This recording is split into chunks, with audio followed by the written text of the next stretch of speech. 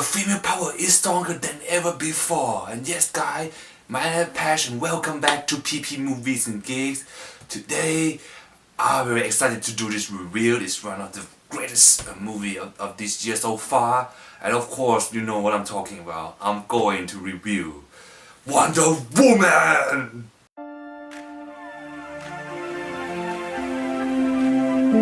The DC Extended Universe finally has a comeback in Wonder Woman. This time is so relieved that finally this franchise has a good film into the franchise. It takes 4 movies to be good. The third superhero movie film of 2017 and could be 4th if you include the Lego Batman movie. Is very strong this time around. Honestly, I'm not a big fan of the DC movie to be particular, except the Dark Knight trilogy. That was amazing. I'm not a big fan of DC movies, DC's comics adaptations, mainly because they are not as good as Marvel and not as entertaining again, and not so entertaining. But this time I find it very enjoyable. Wonder Woman, love it. Wonder Woman is directed by Patty Jenkins and starred by Gal Gadot as Wonder Woman. This is the first feature-length Wonder Woman film. For some reason, throughout the history of cinema, we've never seen a strong, standalone female lead superhero. For some reason, it's never been good for Marvel and DC. But this time, Patty Jenkins restored a trust in female lead superhero feature and also to the DC Extended Universe. This is very strong film, very strong female character. But this is not a film that say men is inferior to women or women is superior to men. This is a gender balanced film. Each gender in this film needs the support of each other to be good at what they're doing.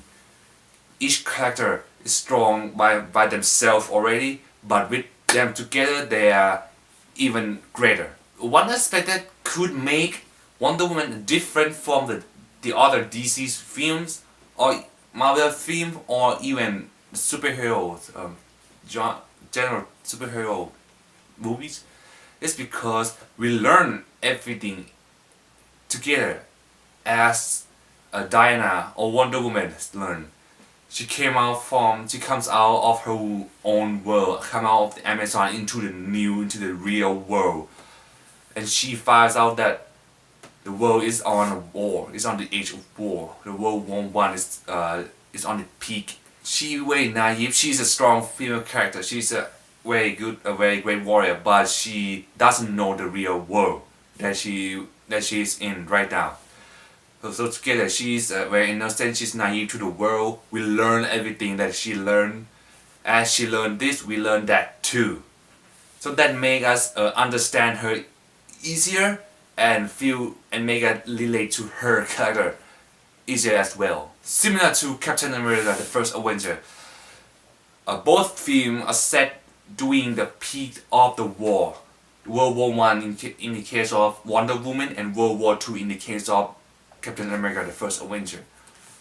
But the one thing that stands out that make Wonder Woman different from Captain America: The First Avenger is that this is actually a war film that happens to features a superhero in it. Throughout the film, I can feel that this is technically not. This is actually a war film, even though it's not this extremist war film. It is a war film.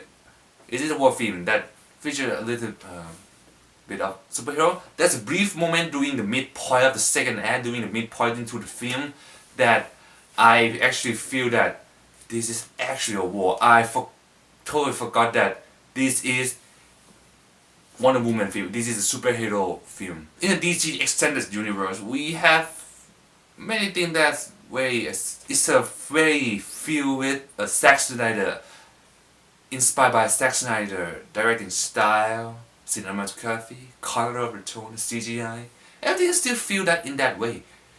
But the tone of the film, the directing technique is feel that I feel like it's very influenced by Zack Snyder.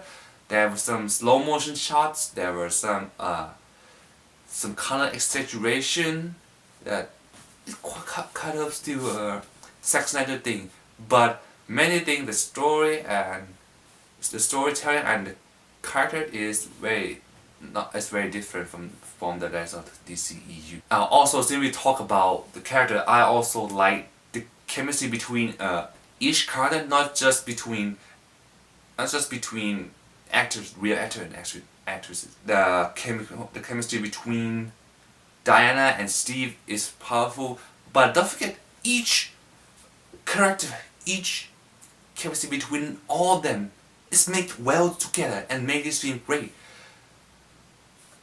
Each character is so unique in their own way, and I just love all of them. I cannot pick one to be precise. So lastly, I would say that I enjoy this film and I even love it at the end. A very good, even great comic book adaptation movies. However, I'm not going to consider this as the greatest, the best superhero movie, the comic book adaptation movie. That's still a thing that could be do better, and I hope it's going to keep on like that. I'm looking forward to see Justice League, since this one gave us a lot of promises towards Justice League. And one last thing, sorry to Wonder Woman. Your movie is still not my favorite superhero movie of 2017. Logan is still the best. I'm sorry about that. So I'm going to give Wonder Woman 8.3 out of 10. So, what do you think about Wonder Woman? This is a very strong film of this year. It's a very memorable film. After I watched a lot after past Memorial Day, this one has been live up to the hype a lot. I just love it. What did you think about this movie? Let me know in the comment below. As always, you know the deal how to end this video. Click subscribe to the channel. There's more video to come. If you want more videos, check it out over there. My name is Patch. This is PP Movies and Geeks. Enjoy the movie. Bye bye.